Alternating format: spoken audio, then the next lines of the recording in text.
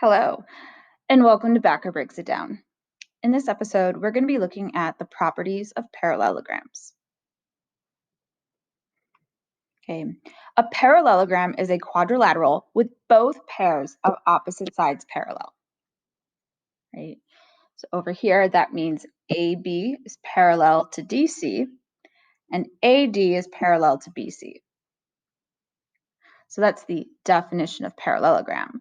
Some properties that go along with that are both pairs of opposite sides are congruent. Both pairs of opposite angles are congruent. Consecutive angles are supplementary. So that would be like angle Q and angle P. Those are consecutive angles. Angle P and angle S are also consecutive angles, and so on.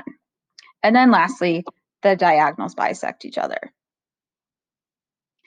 In some problems, you will have to work with the angle measures. So just remember that the sum of all four angles in any quadrilateral is 360 degrees. So let's actually prove one of these properties. Okay. So in this problem, we are given that quadrilateral ABCD is a parallelogram, which means that by definition of parallelogram, the opposite sides are parallel. Okay.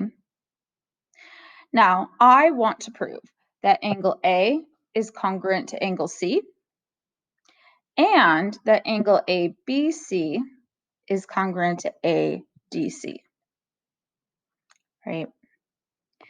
So one way that I can do this is I can use congruent triangles, because if I can prove that two triangles are congruent, then I can say their corresponding parts are congruent as well, okay? And so, like the fact that I know that both pairs of opposite sides are parallel means that I can play around with those angles that are formed when you take parallel lines and cut them with a transversal, right? So because AB is parallel to DC, which angles are congruent and why? That's right. I can say that angle ABD is congruent to angle CDB. So angle ABD is congruent to angle CDB, and that's because they're alternate interior angles. So that would be the alternate interior angles theorem.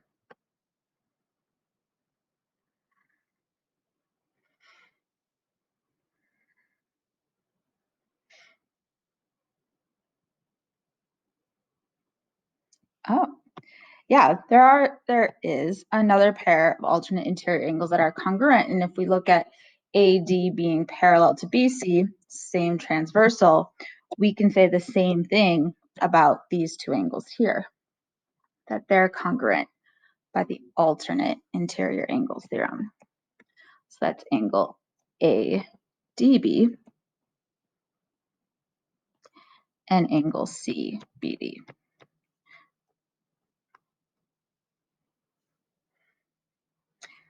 Oh, I can hear what you're thinking.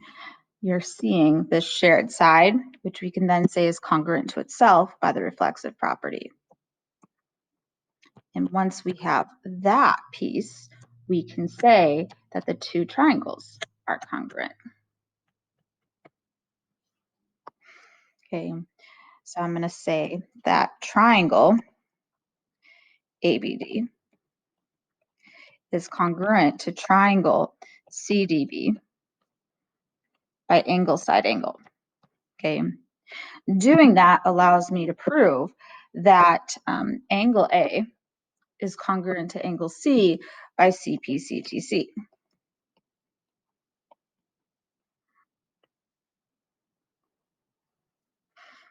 So why is angle ABC congruent to angle ADC?